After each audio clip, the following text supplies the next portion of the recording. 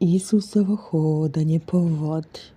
Kasno uveče, učenici su sišli do mora, seli u lađu i zaplovili. Kad se lađa već je nalazila na sredini puta, podigao se snažan vetar, koji im je dolazio u susret i lađa je bila prekrivena talasima. Videvši da su njegovi učenici u nevolji, Isus je po moru pošao ka njima. Kad im se približio, oni su pomislili da je to priviđenje i počeli su da viču od straha. Međutim, Gospod im se obratio i umirio ih. Ne plašite se, to sam ja.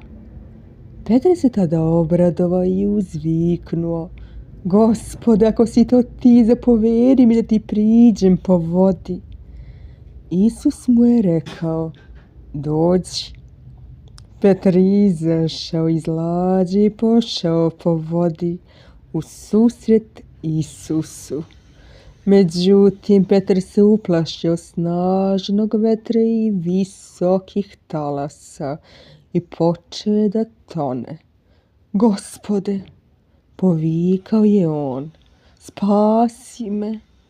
Isus mu je odmah pružio ruku, prihvatio ga i rekao: maloverni, zašto si posumnjao?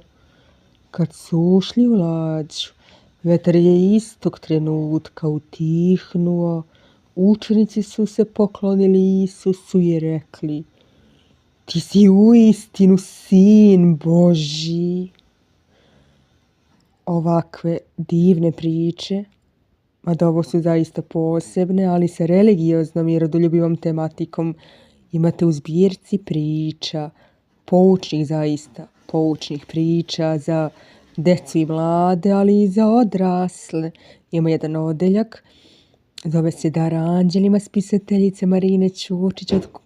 Možete od sad kupiti preko kontakt telefona po promotivnoj cijeni 063 17 57 156.